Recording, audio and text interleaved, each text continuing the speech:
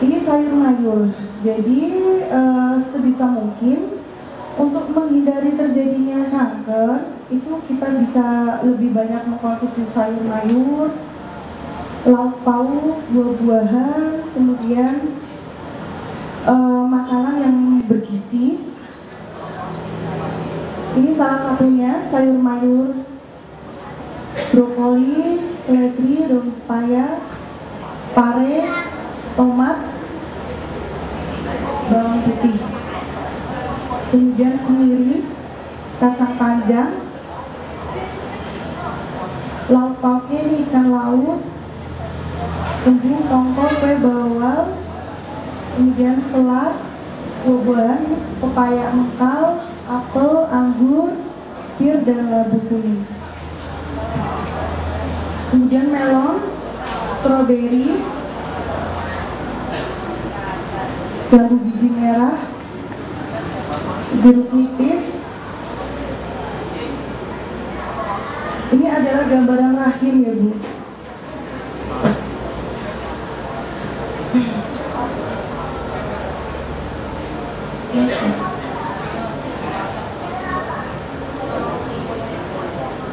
Ini perubahan anatomis kulit payudara. Jadi jika ibu-ibu ada yang menjumpai saudara atau siapa tetangga, kalau misalnya curhat-curhatan ibu, oh kok susu saya kok seperti ini, nanti itu bisa kita sarankan untuk cepat periksa, karena ini permasalahan yang nggak cukup sederhana ya Bu. Jadi kalau kita menjumpai payudara dengan yang seperti ini, perubahan kulitnya seperti ini, itu kemungkinannya itu biasanya sudah bermetastasis atau sudah menyebar ke pembuluh darah.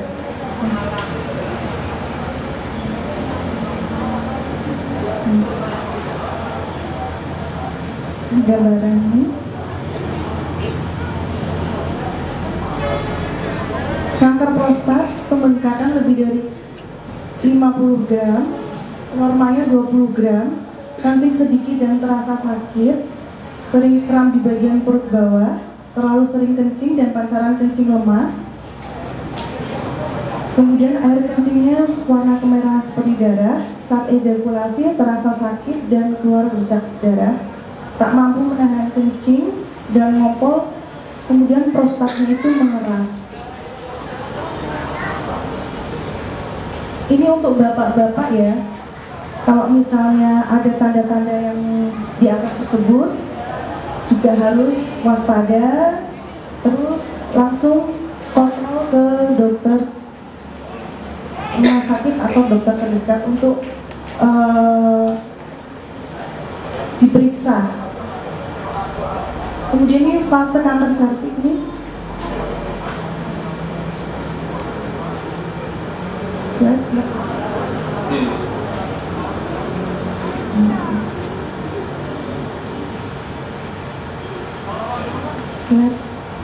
Ini gambaran rahim ya Bu.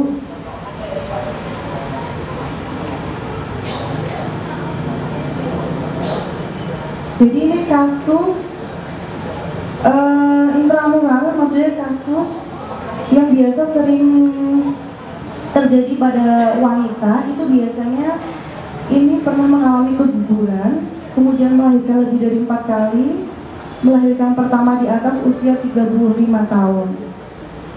Terjadi iritasi di daerah tuba fallopi.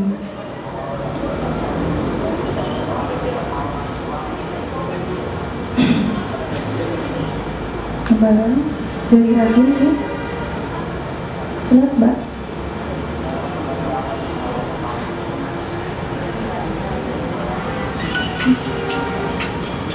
Ini kanker hidung telur ya Bu. Jadi kalau misalnya punya tanda perut berasa penuh, terus mual, ingin muntah, kesulitan BAB, dan kencing, nyeri panggul, tidak mau hilang, nanti juga harus diwaspadai juga ya Bu. Kita lakukan pemeriksaan.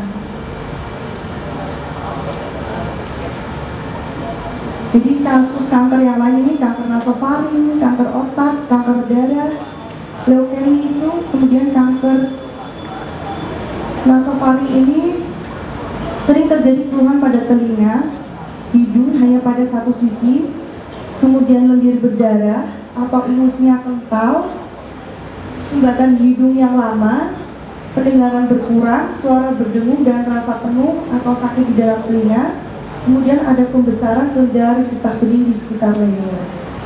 Ini gambarannya kasus nasofaring. Ini gejala kanker otak. Awalnya sering sakit kepala dan muntah-muntah, kelemahan anggota gerak, sampai lumpuh, hilang keseimbangan, kesemutan sampai tidak berasa sama sekali, gangguan penciuman, sampai gangguan bicara, turunnya kesadaran jika kena di batang otak, kejang-kejang, penurunan daya intelektual, kemudian hilang penglihatan.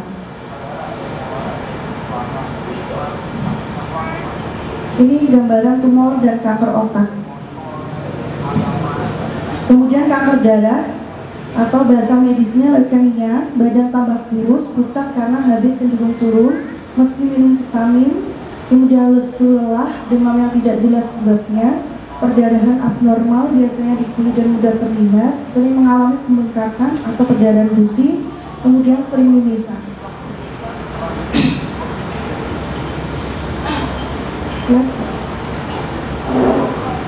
Ini gambaran-gambaran dari kanker.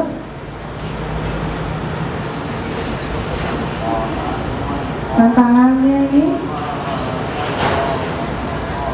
kanker paru, batuk yang terus menerus dan hebat, dahak berdarah, berubah warna dan makin banyak, kemudian nafasnya sesak dan pendek, sakit kepala yang nyeri dan sebabnya tidak jelas, kelelahan yang kronis, kehilangan selera makan, suara menjadi serak atau parau, pembengkakan di wajah atau leher.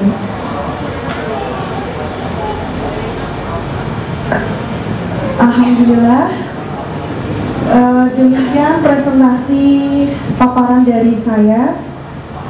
Terima kasih. Bila ada suatu kekurangan, nanti bisa sesi tanya jawab. Assalamualaikum. Terima kasih waktu yang diberikan oleh kami. Perbedaan antara kanker dan tumor. Perbedaan kanker dan tumor. Kami di sini mungkin penderita kanker dan tumor yang datang malam ini pasien dari Bapak Darwito. Perbedaannya itu saya mohon penjelasan. Saya yang menderita penyakit ini mohon penjelasan. Ada ketika diperiksa terkena kanker atau tumor langsung dioperasi. Ada yang tidak langsung dioperasi, mungkin di kemo dulu. Itu sebabnya apa? Yang kedua, pertanyaan kedua. Dan yang ketiga, pola makan setelah terkena penyakit semacam tumor dan kanker ini sebenarnya pola makan yang baik, yang bagaimana, karena jenengan yang mau terlalu cepat. Dan yang terakhir, selain kami berobat ke dokter spesialis, terutama Pak Darwito, periksa setiap bulan sekali, bolehkah kita mengkonsumsi obat selain dari Sultan Agung, yaitu terutama obat herbal? Terima kasih. Assalamualaikum warahmatullahi wabarakatuh. Tumor, jadi tumor itu ada jinak, ada ganas, itu bahasa orang awamnya seperti itu gitu. Tapi kalau dari medisnya itu kanker benigna sama maligna. Jadi kalau yang benigna itu biasanya itu proses awal dari perkembangan sel kanker, jadi yang belum bermetastasis gitu. Misalnya itu biasanya yang benigna itu yang namanya biasanya diakhiri dengan oma, fibroma, adenoma gitu. Tapi kalau yang sudah maligna itu biasanya yang sudah bermetastasis atau sudah yang menyebar ke sel kanker yang sudah ke tubuh kemana-mana gitu. Biasanya itu namanya karsinoma, sarkoma, itu seperti itu Bapak. Jadi antara kanker sama tumor itu ya sebenarnya itu tumor juga kanker juga tumor, cuman ada kelasnya antara jinak sama ganas. Kanker yang maligna, kanker yang benigna, seperti itu. Kemudian pertanyaan yang kedua, untuk setelah terkena kanker kan ada yang langsung di kemo atau dioperasi, nah seperti itu. Dioperasi, yang di kemo dulu, setelah kemo baru dioperasi.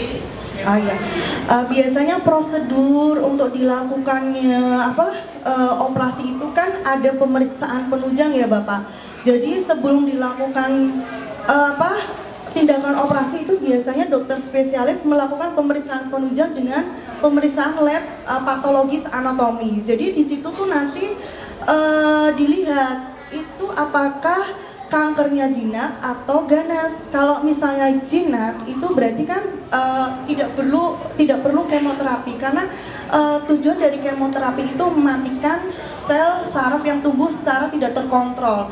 Jadi yang namanya kanker itu kan perkembangan sel di dalam tubuh yang abnormal, yang pertumbuhannya itu tidak terkontrol gitu. Jadi seperti itu. Jadi kalau misalnya jinak itu dilihat dari laboratorium dulu patologi anatominya. Kalau jinak biasanya langsung dilakukan langsung dilakukan operasi. Biasanya seperti itu yang setahu saya.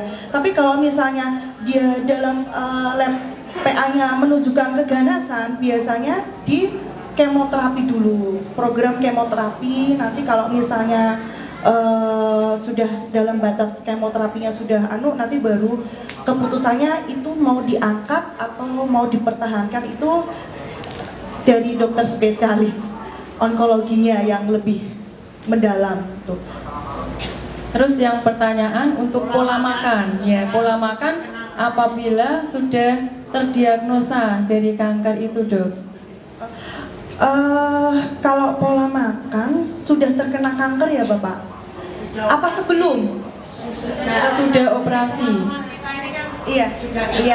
Jadi gini, pola makan semua itu sama Bapak, baik yang terkena kanker maupun yang sudah terkena kanker. Yang pertama adalah pola makan yang tidak mengandung bahan makanan yang berbahaya. Misalnya kita campur dengan penyedap rasa, terus kemudian pewarna buatan, kemudian pemanis buatan juga, itu harus dihindari gitu. Apalagi yang sudah terkena, yang sudah terkena gitu, karena zat-zat kimia itu tadi yang sudah disebutkan, agen promosi itu faktor yang akan membuat perjalanan kanker itu lebih semakin cepat gitu. Jadi seperti agen kimia, terus radiasi radioaktif itu akan semakin mempercepat perjalanan pertumbuhan sel kankernya itu semakin cepat gitu. Jadi itu ya sama saja, makanan itu benar-benar dijaga dari bahan pengawet jangan, kemudian pemanis, pokoknya yang benar-benar sehat gitu.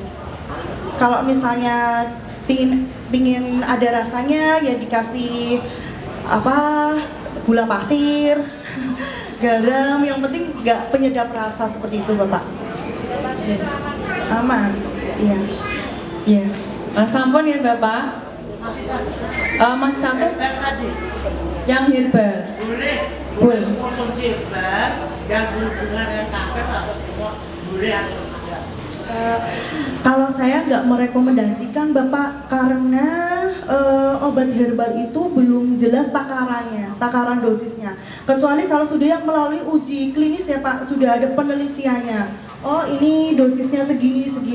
Sementara ini yang saya ketahui kalau obat herbal itu kan belum ada takarannya Pak. Jadi malah nanti bisa juga terkena ginjalnya malah, atau kena hatinya. Jadi nanti malah ada penyakit yang lain gitu. Kalau menurut saya seperti itu.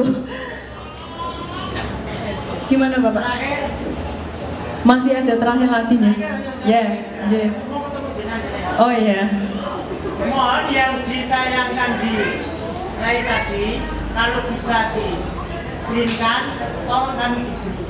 Oh iya, terima kasih Bapak Nyun Sewu. Ya, ini kita belum menyiapkan. Insya Allah nanti akan kita berikan. Ya, Bapak periksa kembali hari apa Bapak? Akan mungkin bulan depan ya.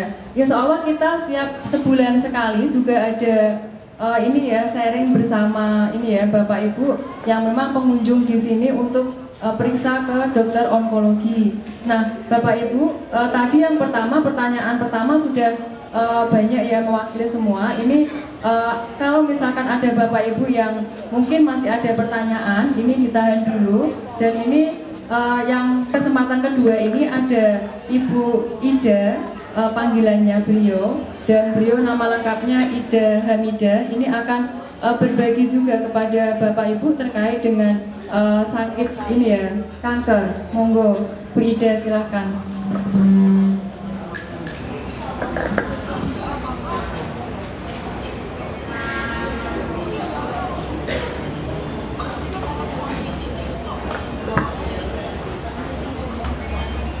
Assalamualaikum warahmatullahi wabarakatuh.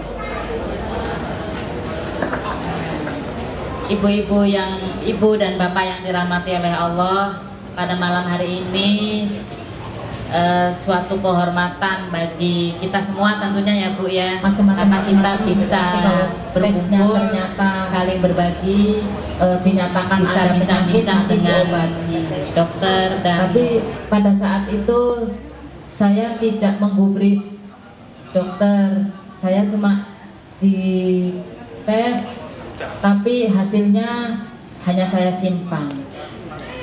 Terus lama-kelamaan 5 tahun kemudian saya terkena serangan jantung, saya sesek, nafas saya sesek, saya periksa ke rumah sakit Sultan Agung juga. Setelah diobati sembuh. Yang kedua kalinya saya datang lagi karena sakit jantung saya lebih parah dari sebelumnya. Kemudian oleh dokter spesialis dalam saya dirujuk ke rumah sakit Karyadi.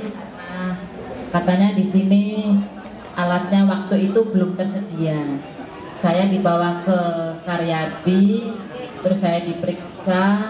Dokter Karyadinya mengatakan bahwa di jantung saya ada kebocoran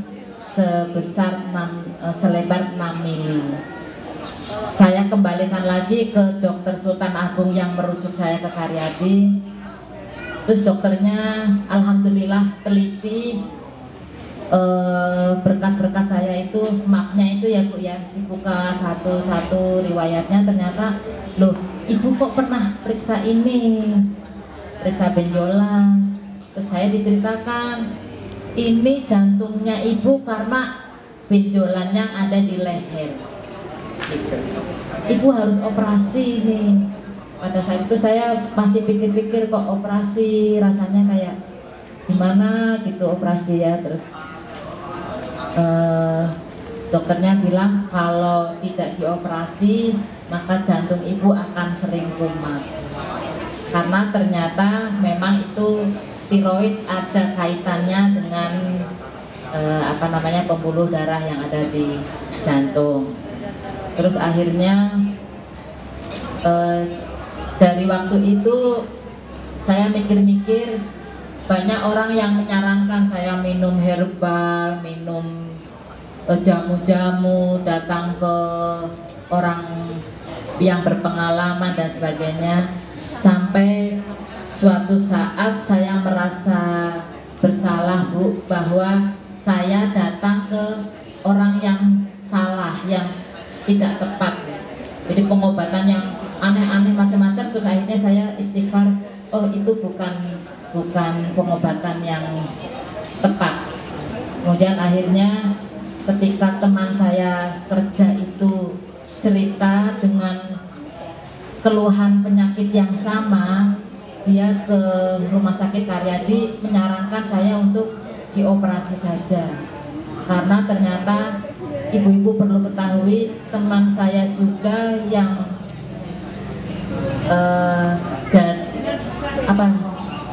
teman saya punya teman jadi Bupati Kendal waktu itu, karena tidak segera dioperasi sampai terlambat akhirnya suaranya hilang. Oke. Maka sejak saat itu saya memantapkan diri, saya periksa lagi, tapi saya tidak ke dokter dalam, tapi saya ke bedah. Kemudian oleh dokter Ivo waktu itu, karena ini wewenangnya Pak Darwito, saya diserahkan ke Pak Darwito. Saya dioperasi, ternyata benjolan ini sudah sebesar telur ayam kampung. Nah, begitu di laborat katanya hasilnya ganas. Saya tanya, Pak Darwito itu kan orangnya suka guyon ya Bu ya, kalau ditanya tuh nggak serius gitu loh. Pak, saya sakitnya gimana? Kanker, ganas, tidak dikasih keterangan. Ya Allah, saya kok kena kanker ganas, ini gimana ini? Saya penasaran, saya datang lagi ke dokter Ivo itu setelah dioperasi. Dokter Ivo, ini kok saya dikatakan ini hasil laboratoriumnya, ini saya harus gimana? Harus operasi ulang Bu, operasi 2 kali. Loh, nggak cukup sekali dong. Enggak, lah ini kapan? Pokoknya 1 bulan. Pikir saya sama seperti yang dikatakan Pak Darwito, harus 1 bulan. Dok, tunggu dulu, nanti saya tak nyelengi gitu. Tak nyelengi dulu untuk operasi. Tidak bisa ditunda. Pokoknya nanti kalau ditunda, nanti sisa-sisa akar yang ada pada saat dioperasi kan cuma diambil telurnya, kan masih ada sisa-sisa akarnya. Kata Bu Iko, kalau akarnya itu tidak segera diambil, maka dia akan menyebar dalam waktu cepat. Kalau dia belum diambil, menyebarnya agak lama. Tapi karena sudah terbuka, maka dia akan cepat. Kalau lebih dari 1 bulan, nanti kita tidak menanggung akibatnya. Sejak saat itu saya mikir-mikir lagi. Alhamdulillah, dorongan semangat dari suami, anak-anak, bismillah, operasi yang kedua. Dan alhamdulillah, padahal pada saat itu Bu, dokter anestesinya yang di ruang operasi mengatakan karena dia mungkin ingat saya waktu dioperasi jantung saya agak bermasalah. Dokter anestesinya memberi nasihat, Ibu berdoa ya Bu, dulu Ibu jantungnya sempat drop, tapi kita berusaha semaksimal mungkin supaya Ibu sehat. Kan tambah pikiran, saya berdoa sepanjang menunggu waktu operasi, mudah-mudahan diberi kelancaran, mudah-mudahan diberi kemudahan, tidak ada apa-apa. Dan alhamdulillah operasi kedua berjalan dengan lancar, yang kemudian akhirnya Pak Darwito mengatakan bahwa setelah dioperasi yang kedua hasil labnya demikian, maka saya disuruh minum obat seumur hidup.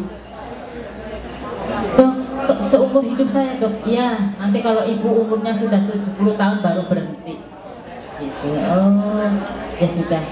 Sejak saat itu saya manut apa kata dokter, dan ternyata dari pengalaman ini saya berusaha 3 sampai 4 tahun minum obat herbal, jamu-jamu apa, tidak ada reaksinya. Jadi ternyata memang betul bahwa ketika ada benjolan di dalam tubuh itu memang harus diambil. Jadi kalau tidak diambil memang semakin besar. Dan alhamdulillah saya dengar dari cerita-cerita orang-orang bahwa ketika kita lupa meminum obat, maka pada hari itu akan ada gangguan ya. Karena benjolan diambil kan berarti tiroid saya kan hilang. Jadi kelenjar tiroidnya itu harus digantikan dengan obat. Seperti orang kena penyakit diabetes itu kan kerja insulinnya ndak beres, maka harus ditambahi dengan obat-obat yang yang bisa membangkitkan semangat kerja insulin yang ada dalam tubuh. Dan alhamdulillah sejak saat itu saya masih diberi kesehatan, terus saya masih bisa beraktivitas, saya bisa kerja, saya bisa tetap ngurus suami saya, ngurus anak saya.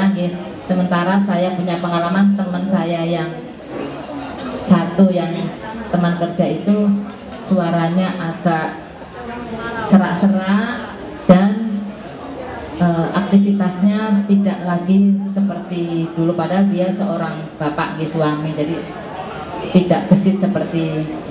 Nah, saya bersyukur alhamdulillah. Jadi monggo ibu-ibu semua kita sama-sama pokoknya menjaga kesehatan ini selagi Allah masih memberi kesempatan kita untuk menghirup udara segar ini. Saya kira itu nih, Bu Dokter, sudah cukup. Mudah-mudahan cerita saya bisa menjadi pengalaman dan pelajaran untuk kita semua. Assalamualaikum warahmatullahi wabarakatuh.